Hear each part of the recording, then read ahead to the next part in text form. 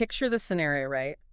It is the absolute hottest afternoon of the year. Oh, yeah, the kind where the air just feels heavy and the grass is completely scorched. Exactly. The sun is just beating relentlessly against the side of your house. And you're inside, waiting for that familiar, comforting sound. The thermostat clicks. And you expect the rush of cold air. Right. But instead, you hear this low, ominous hum startup from the equipment outside. And then, well, nothing happens. There's that terrible silence. Yeah. You wait, you listen, you look out the window, and the fan on top of the outdoor unit is just not spinning. It's sitting there completely dead. And in that exact second, your stomach just drops. Oh, it is the absolute definition of a homeowner's worst nightmare. Because you assume the whole system is fried, right? Like a catastrophic failure right in the middle of a brutal heat wave. Right. We expect our modern conveniences to just work.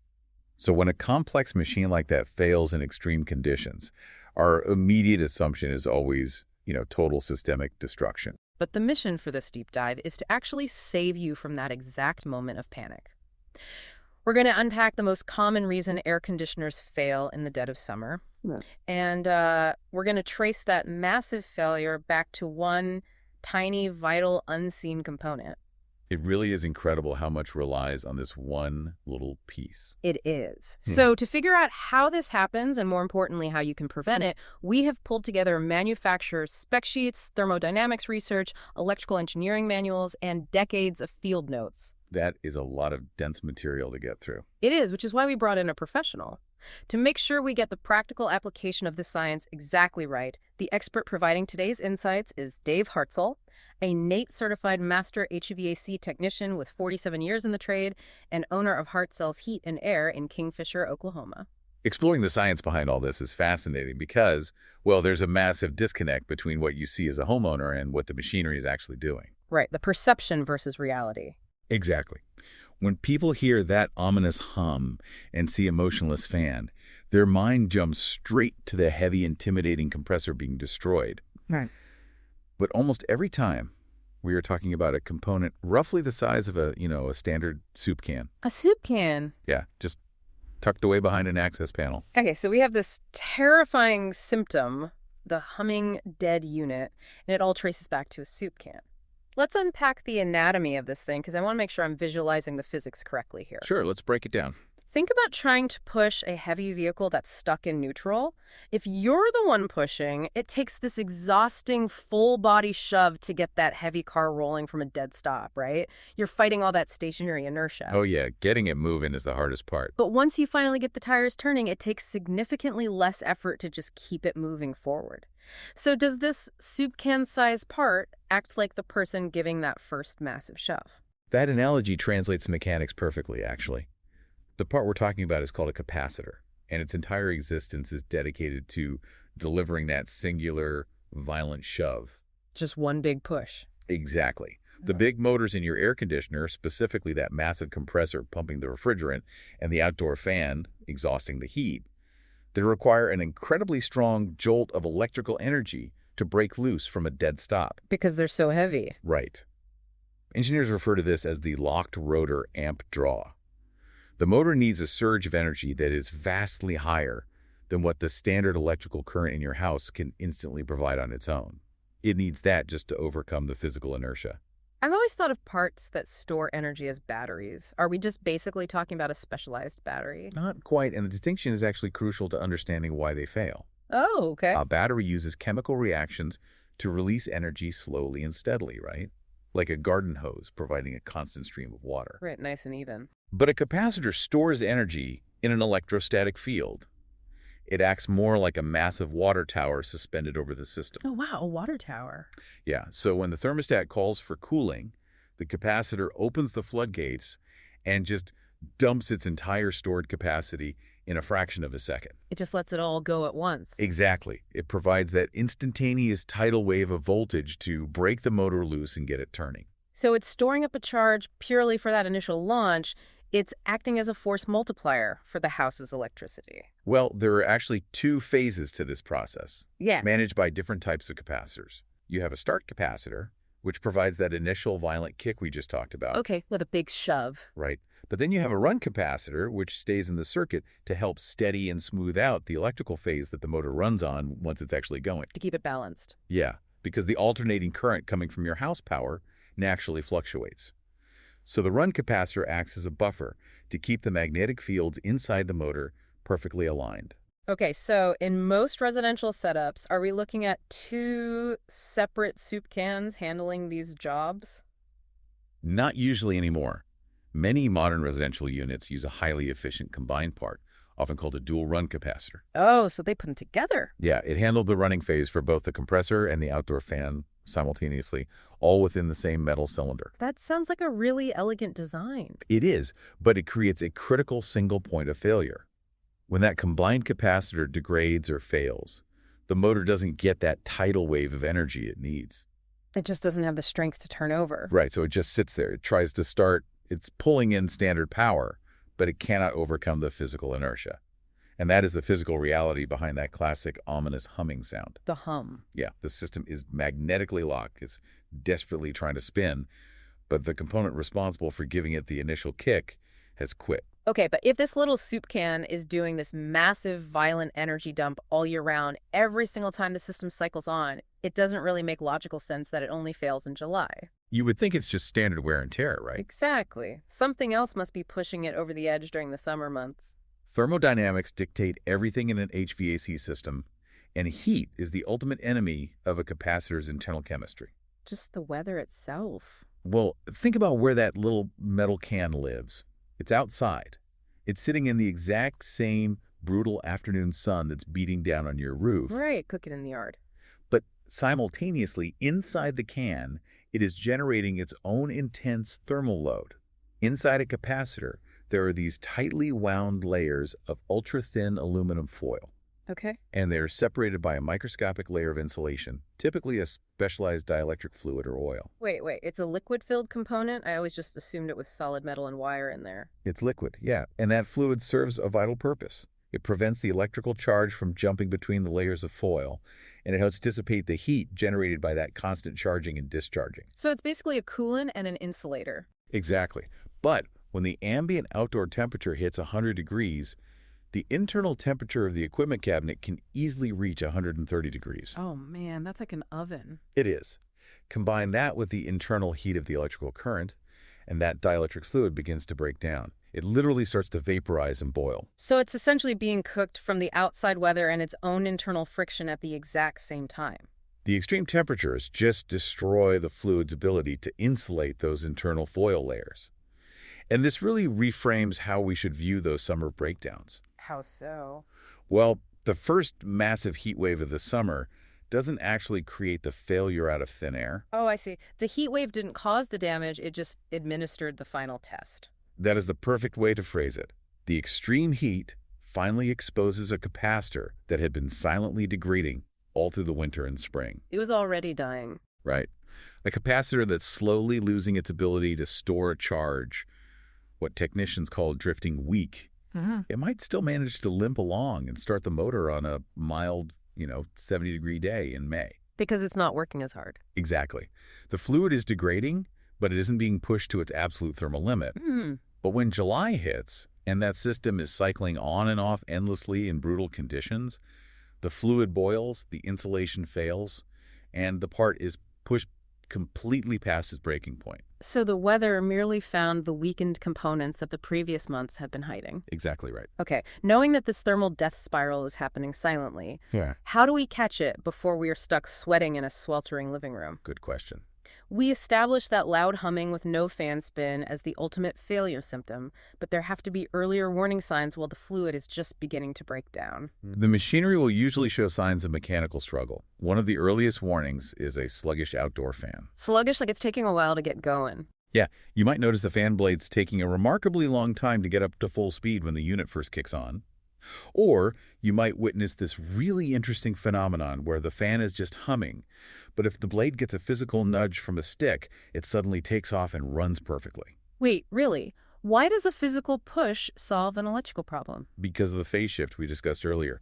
The run capacitor helps dictate the direction of the magnetic field inside the motor. Okay, the buffering thing. Right. When it fails, the motor loses its directional torque. It has power, but it doesn't know which way to turn, so it just locks up and hums. So it's just stuck in place. Exactly. But by manually pushing the blade with a stick, you are physically providing that directional torque. You basically become the capacitor. Wow, so once it's spinning, the standard electrical current can sometimes keep it moving? Yep, it just needed that initial push. I can just imagine someone standing in their yard every afternoon with a broom handle, poking their air conditioner fan to get it going. I've seen it happen. But beyond poking moving machinery, which definitely does not sound ideal, what does a failing capacitor actually look like? Well, there is a remarkably clear visual cue, and it's tied directly to that boiling dielectric fluid we talked about. The boiling oil inside. Right. A healthy capacitor, fresh from the manufacturer, has a perfectly flat top where the electrical terminals sit. Okay, flat top. But when a capacitor fails under intense heat, the fluid vaporizes into a gas. That gas has nowhere to go, so the internal pressure builds up, and it physically forces the top of the aluminum can to swell and dome outward. Domed outward, like a swollen canned good in a pantry. Think of a can of soda that you accidentally left sitting in the cup holder of a closed vehicle for 3 days in the middle of August. Oh yeah, where the bottom and the top bulge out. Exactly. Looking like the metal is stretched to its absolute limit. If you safely look down into the top of the outdoor unit and see a silver cylinder with a bulging top, or if you see an oily fluid leaking down the sides of it, that component is finished. It's totally cooked. Yeah. Modern capacitors are actually designed to dome like that as a safety mechanism. The physical swelling internally severs the electrical connection, so the expanding gas doesn't cause the canister to rupture violently. Okay, so I'm looking at this from a homeowner's perspective now. If I listen to this deep dive, go out to my yard, look through the fan grate, and clearly see a swollen metal can with a couple of wires attached, I am heading straight to the local hardware supply store. And that's where people get into trouble. But if it's just a soup can with standard electrical spades on top, why shouldn't I just pull the disconnect switch, unscrew the panel, and swap it out myself? I appreciate a proactive approach to home maintenance, I really do. But this is the line where curiosity becomes incredibly dangerous. You absolutely cannot attempt this replacement yourself. But it looks like an unplug and plug situation. If the power is completely disconnected at the main breaker panel, where is the danger? The danger lies in the fundamental nature of what a capacitor actually is. We established that it is not a battery, right? Right, the water tower. Yes. It is an electrostatic storage device designed to hold a tidal wave of voltage. That means this component can hold a massive, dangerous electrical charge indefinitely. Indefinitely. Long after the power to the entire air conditioning unit is completely shut off at the breaker. Wait, so even with the main power severed, that little cylinder is still sitting there fully loaded with electricity? Yes. Depending on the system, that capacitor can be holding nearly 400 volts of potential energy just waiting for a path to discharge. Oh my gosh. People who do not understand this mechanism get seriously hurt. They grab the terminals of a capacitor that they incorrectly assume is inert simply because the main house power is off. Because it's storing its own power. Exactly. It is a severe safety hazard. Professionals carry insulated tools specifically designed to safely short across the terminals and bleed off that stored static electricity before their hands ever get near the wiring. Okay, that drastically changes the equation. But let's just play devil's advocate. Let's say someone safely discharges it somehow. Is the part itself really that complicated to swap? Beyond the immediate physical danger to yourself, there is an immense mechanical risk to the entire HVAC system. Because of the electrical specs? Right. Capacitors are rated in units called microfarads, which measure their exact electrical capacitance.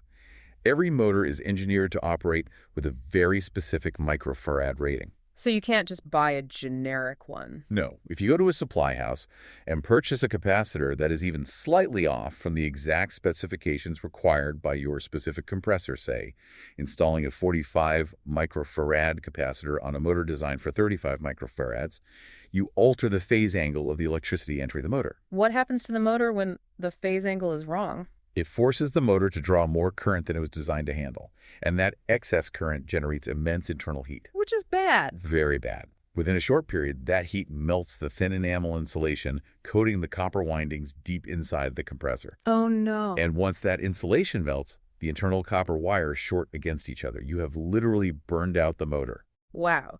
So you end up turning a simple, straightforward part replacement into a catastrophic full-scale system failure. Exactly. You cause the total mechanical destruction of the most critical piece of machinery in your home. Just by trying to blindly fix the soup can, you completely destroy the giant machine it is attached to. Which is why the diagnostic process must be left to a trained HVAC technician. They test the system to confirm that the swollen capacitor is the primary failure, and not just a secondary symptom of a much larger mechanical breakdown, like a seized compressor bearing. Right. They see the whole picture. And they ensure that the exact microfarad matched replacement is installed so the equipment remains entirely safe. The message there is loud and clear. Look through the grate, spot the dome top, but absolutely do not touch the danger zone. Look, but do not touch. So, since we cannot replace this component ourselves, how do we protect it? How do we extend the life of this vital little cylinder so we aren't making desperate emergency calls during a July heat wave? Well, while you obviously cannot stop the summer weather from arriving, you can absolutely stop the air conditioning system from fighting against itself. Stop it from fighting itself. Yeah. Walk me through how airflow connects to an electrical part outside. Everything in an HVAC system is interconnected through the flow of heat and air. It basically comes down to system pressure and electrical strain. Okay. Pressure and strain. The air conditioning process is essentially about absorbing heat from inside your house and rejecting it outside.